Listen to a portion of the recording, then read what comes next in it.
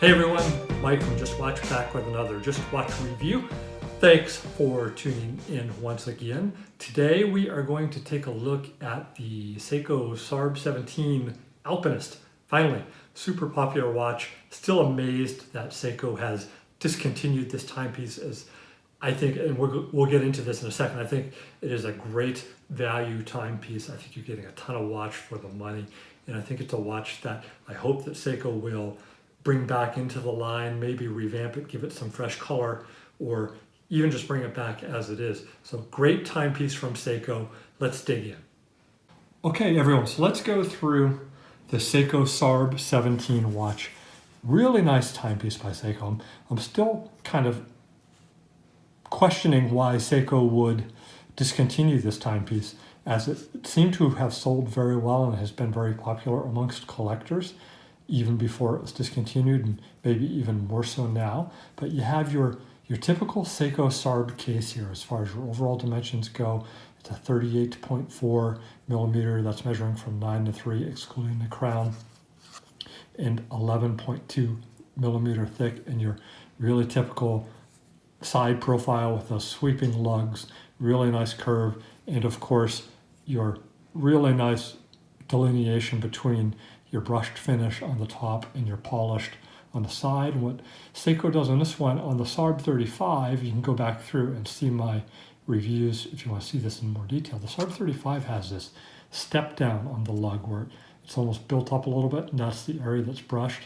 This area, not so much. It's more like a double bevel, I guess, almost, that runs the length from lug to lug, and that delineates your brushed finish on the top surfaces to your polished finishes on the back. You do have that typical SARB series double bezel with a slight step up to an AR coated sapphire crystal, and then this gorgeous green sunburst dial that changes colors constantly. It goes almost from like a black, dark green to black looking, as you can see there, to just this brilliant green depending on how the light is there. You can kind of see how the light is hitting it.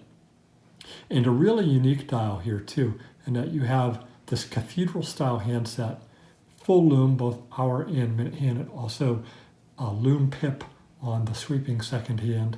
And then you have these gold numerals on the even numbered positions, so 12, 2, 4, 6, 8, and 10, with just a little bit of a triangular shaped index marker on the odd number. So a really unique looking and very easy to read and legible dial. You do have your loom pips also at each hour marker. You have your date complication at the 3 o'clock window, and that is a black date with the white numerals. So really nice job there. And then you might notice your two crowns here. This is the only SARB series watch that has crown protectors, and it also has a screw down crown, which is really nice. You have 100 meters extra water resistance between this and the SARB33 or 35, so you have 200 meter water resistant here with the screw down crown. I would be comfortable going into the water with this watch without a problem. And then you have this internal rotating bezel that is a compass feature, which we'll get into in a second here. So this 4 o'clock position crown actually adjusts that compass. So like I said, I'll explain how that works in a second. 20 millimeter lug width, so that's a 20 millimeter strap, which is great. It gives you a ton of options as far as what you want to run for a strap. And there are some aftermarket companies out there that do make oyster style bracelets, and I think also kind of a beads of rice or a jubilee style bracelet that'll fit on this watch as well, which look quite nice. And then unlike other SARBs, you do not have a sapphire crystal or a crystal case back where you can see that 6R15 movement. You do have your Seiko water resistant 20 bar stainless steel, and then denotes that it's a 6R15 movement made in Japan. And then of course you have your Alpinist logo there at the center. I think it's a pretty cool looking case back personally, and I don't mind that it doesn't have the see-through case back at all. And then really nice polishing on the back there. 6R15 movement, as all SARBs are powered by. You're getting 23 joule, 50 hour power reserve, vibrating along at 21,600 vibrations per hour. The Accuracy on this, according to Seiko, they hold it to a plus minus, I think it's roughly 30-second plus minus standard. I haven't seen a 6R15 that's worse than 6 or 8 seconds a day off. And this one, like most of the ones that I own, is running right around 2 to 2.5 to 3 seconds fast per day, depending on how you leave it as far as the crown position goes. So really nice timepiece overall. I think you're getting a ton of features with, the screw down crown. And let me show you actually your setting on this too. So screw down really nice as far as when it goes down. When it releases, it's definitely a very positive feel. You pop it up to that first position and you can quick set your date.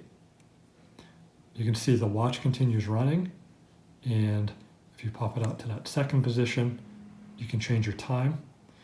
And I really like this cathedral style handset as well. And let's show you actually the time change too. So I actually haven't checked this yet, so we'll go through this together as to where exactly that time is changing, that date is changing, I should say. You can see it's actually already starting at just before 11.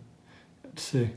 And then a full pop over exactly at midnight. So between the 11 and 12 o'clock hour, it changes over, and then the full change at midnight exact.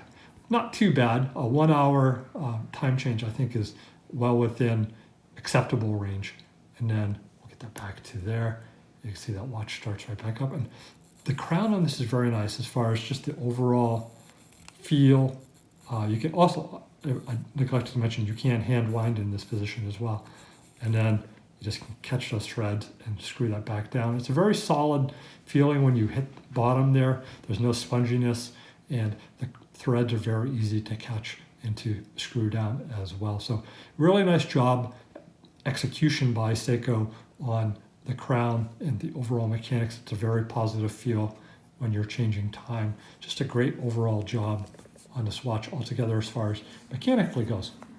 And then let's look at the compass here. So the way this compass works is, let's assume that it is 10 a.m. and the sun is, let's say, right at the top of the frame. So what we're going to do is we're going to point the hour hand right at the sun, and then we're going to take our 4 o'clock position crown here. Let's see if I can grab this without obscuring the view. And what you do is, so you note 10 o'clock, and you note the line that goes between 10. You divide up your dial basically between that 10, and so it would be just below the 20 after mark, the 4. So you draw an imaginary line between the 10 and the 4, and then you split that difference with right in the middle with your marker, and then you come back 25% to there, and that's where your north is going to be. So in the morning, you come to the left side. If it was afternoon, let's say it was 4 o'clock in the afternoon, we'd be coming around this way, and you actually go the opposite side. So you do the same thing, you draw that imaginary line through, you come all the way around, you split that difference right in the middle, and then you come through, you come back 25%, and that's roughly where true north is going to be. So it's not 100% accurate, but I have checked it at a bunch of different times during the day against a compass, and it's pretty close. It's within, I'd say, 5 degrees plus minus.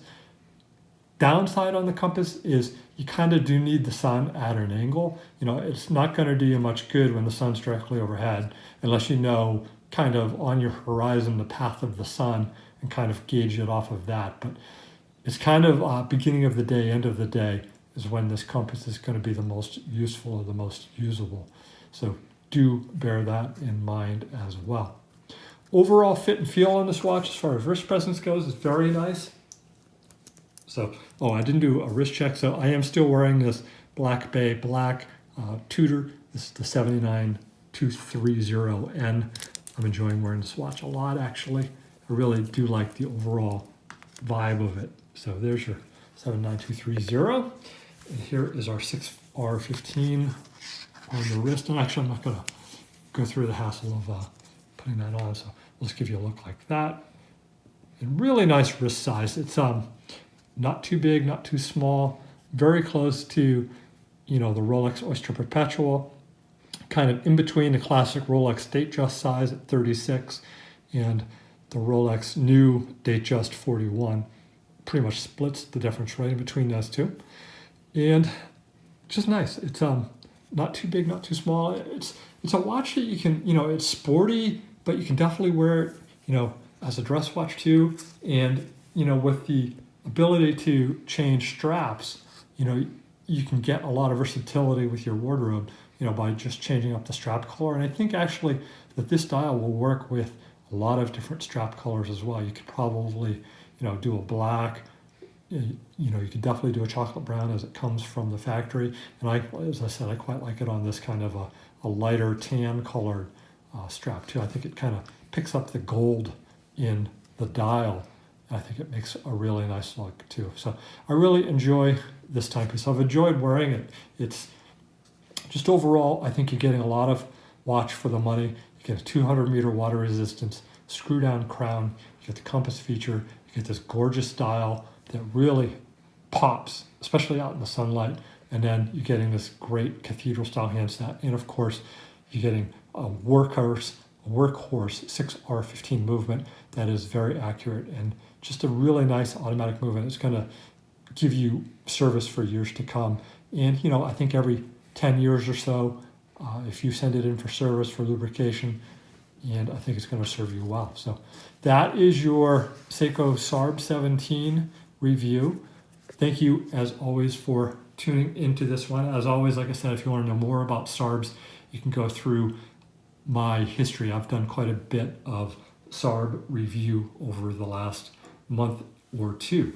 So everyone, thank you for tuning into this episode. I greatly appreciate all of the comments, the likes, and everybody that subscribes to the content.